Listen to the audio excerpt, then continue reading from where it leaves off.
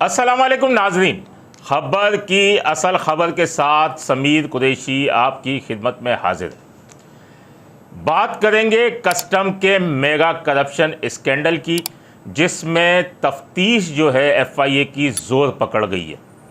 बहुत सारे हक़ाइक़ सामने आ चुके हैं। जबकि दूसरे हिस्से में हम बात करेंगे झिड्डो टाउन कमेटी में बड़े पैमाने पर जाली भर्तियों का इंकशाफ हुआ है। आते हैं हम कस्टम के मेगा करप्शन स्कैंडल की तरफ, जिसकी हम तफ्तीश की आपको तमाम पेशरफ्त से आगाही फराहम कर रहे हैं। तफ्तीश से कबल मैं आपको बताता चलूं कि तैयब और शहबाज जो कि अहम मुल्ज़िमान हैं, जिनकी तलाश में FIA मुसलसल छापे भी मारी जा रही है और FIA के छापे जो हैं इनके मुख्तलिफ़ मकामात पर भी लगाए जा रहे हैं, लेकिन इनका ताहाल पता न चल सका है। अबूरी चालान में इनको मफरूज़ करार दिया गया है और कल एक अनोखा ऑर्डर कस्टम ने निकाला कि इन्हें 120 रोज़ के लिए मुअत्तल कर दिया गया है। 120 रोज़ 4 माह के लिए इन्हें मुअत्तल किया गया है। जबकि अहम कल्प्रिट्स हैं। तैयब के लिए तो छापे मारे जा रहे हैं। शहबाज के बारे में आज हमें पता चला कि वो शाम को federal B area custom club में मौजूद था। अब FIA को कोई लाइन मिली या नहीं मिली, या इसके लिए छापे मारे गए या नहीं मारे गए, लेकिन ताहम वो 1 से 2 घंटा वहाँ मौजूद था। दूसरा, अमजद राजपर जो कि एडिशनल कलेक्टर थे, उनका नाम भी तफ्तीश में है। जब Tariq Mahmood anti smuggling organisation preventive की चलाते थे तो वो डिप्टी कलेक्टर थे। अब इस वक्त वो एडिशनल कलेक्टर हैं। उनको भी ओहदे से हटा दिया गया है। इसके अलावा बात की जाए इनामुल्लाह वज़ीर की, जो कि डिप्टी डायरेक्टर कस्टम इंटेलिजेंस हैं और इनके पास एंटी स्मगलिंग ऑर्गेनाइजेशन इंटेलिजेंस की थी, तो उन्हें भी हटाकर जो है वो वासिफ मलिक को जो है वो ज़िम्मेदारियां तजवीज़ की गई हैं कि अब वो ASO को देखेंगे। और उन्होंने आते ही पूरी साबिक टीम जो थी, जिसमें अगर कहा जाए कि अली ख़ान थे और उसके अलावा आबिद थे, नदीम, महफूज, हातिम, अल्लाह रखा, खुर्रम सईद, उन समेत दीगर जो थे, उन तमाम को हटाकर उन्होंने अब नई टीम बनाई है ताकि ईमानदारी से काम हो सके।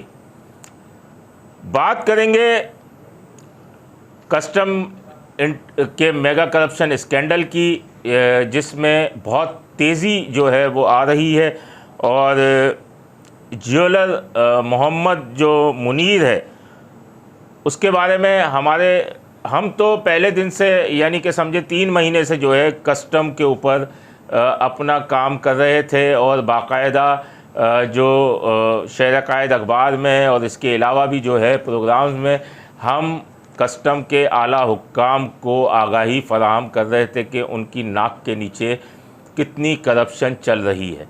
और हमारे दोस्त सहाफ़ी ताहा उबैदी जो हैं वो भी इस कस्टम की करप्शन पर लगे हुए हैं, तो उन्होंने भी बहुत सी चीज़ों का इंकशाफ किया है जो उनको तहकीकात मिली हैं, कुछ हमें तहकीकात मिली हैं। तो तहकीकाती रिपोर्ट्स जो सामने आ रही हैं उसमें सामने ये आया है कि ज्वेलर जो मोहम्मद मुनीर था, उसने 161 के बयान में बताया है कि मुल्की ख़जाने को नुकसान पहुंचाकर इन अफसरान ने सोने की बिस्किट्स और ईंटें ख़रीद कर अपना ख़जाना भरा। 1 करोड़ 88 लाख का 80 तोला सोना ख़रीदा, फिर कभी 10 तोला कभी 20 तोला ख़रीदे गए। कस्टम का जो मफरूज़ अफसर है तैयब SPS, वो लेन देन करता था और इन अफसरान की जायदादें, बैरून मुल्क सरमाया, अमरीकी डॉलर्स और करेंसी की तफसीलात भी हासिल की जा रही हैं। 100 मिलियन की कहानी तो दस्तावेज़ात में सामने आ चुकी है और मज़ीद जो है पेशरफ्त जारी है। एक बैंक के जो कि सबा एवेन्यू की ब्रांच के मैनेजर हैं, उनको भी डिप्टी डायरेक्टर जो FIA एंटी करप्शन सर्कल है जावेद बलोच, उनकी निगरानी में जो अम्मारा कुरैशी की टीम काम कर रही है, उसको नोटिस भेजा था और वो भी पेश हुआ था और उसने तारिक महमूद, फौजिया तारिक और हमज़ा तारिक के अकाउंट की तफसीलात जो हैं वो बता दी। उसने ये इंकशाफ किया कि तारिक महमूद ने सबा ब्रांच की सबा एवेन्यू की ब्रांच में 1,13,45,000 की ट्रांजैक्शन की।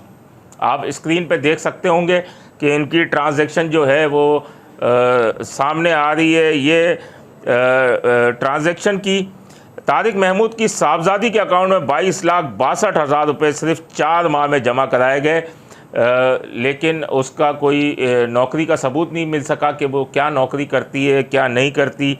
और तारिक महमूद ने 4 चेक के ज़रिए 1.5 करोड़ रुपए जमा कराए। एक ही दिन में 2 मरतबा 70 लाख और एक ही दिन में 2 मरतबा 80 लाख रुपए भी जमा कराए गए। और जब FIA ने उनसे पूछा कि ये कहाँ से रकम आई है, तो उनका ये कहना था कि प्रॉपर्टी के काम से जो है वो कमाए हैं, ताहम दस्तावेज़ात कुछ भी मुहैया नहीं की गई।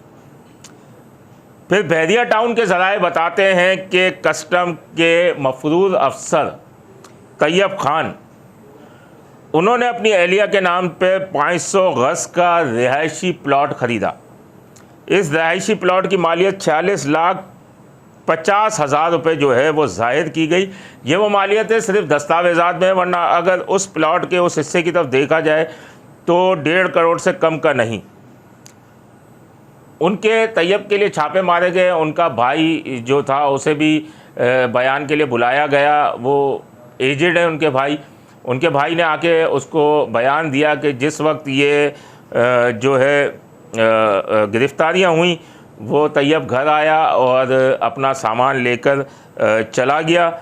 और पिछले 5 से 7 साल के दौरान तैयब इतना मसरूफ़ रहा कि उनसे भी बहुत कम जो है वो मुलाकातें होती रहीं। लेकिन जावर अब्बास और तारिक महमूद की गिरफ़्तारी के बाद से जो है वो गायब हो गया। इसके अलावा ज़राए बताते हैं, ये हमारे दोस्त जो ताहा उबैदी ने जो है ये छानबीन के अंदर ये चीज़ सामने लाए हैं कि कस्टम के अफसर थे शावेज़ अब्दुल्ला।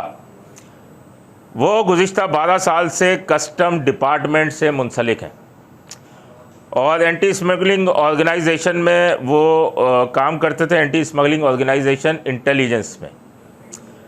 तो उनका ये कहना था कि साकिब सईद ने जब MI मॉनिटरिंग एंड इंटेलिजेंस के नाम से डिपार्टमेंट तश्कील दिया था, जिसमें इंचार्ज जमाल ज़िया वो हैं जिनको बयान के लिए बुलाया भी गया और बहुत सारी चीज़ें सामने भी आई हैं, लेकिन शायद जमाल ज़िया की सिफारिश बहुत मजबूत है।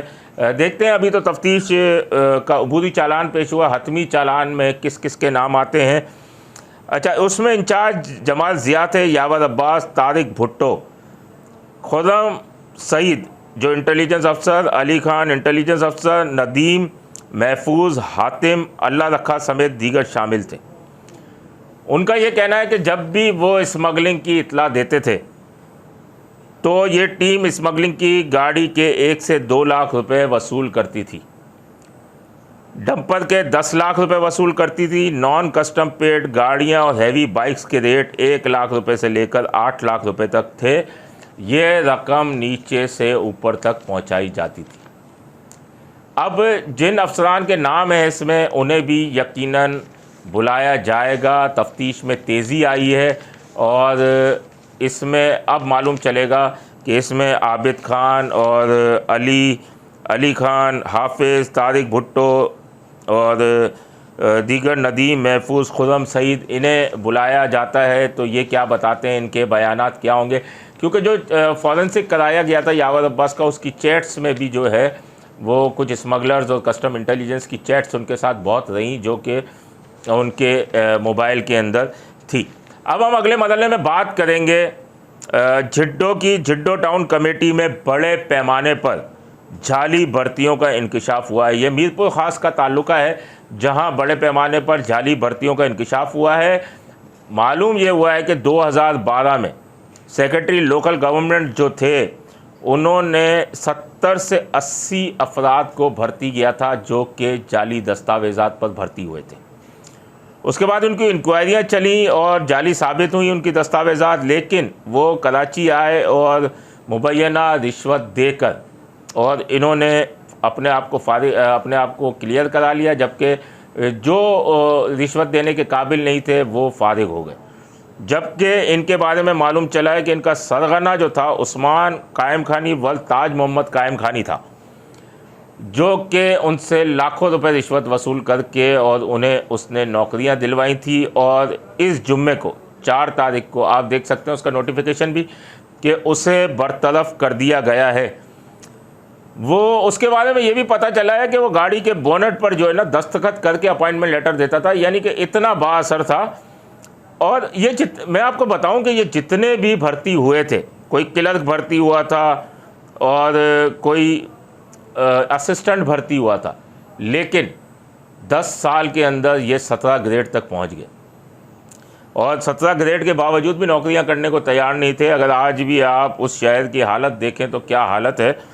और फिर इंक्वायरी हुई और इंक्वायरी के बाद जो है उन्हें उस्मान कायम खानी को जो है वो फारिग कर दिया गया।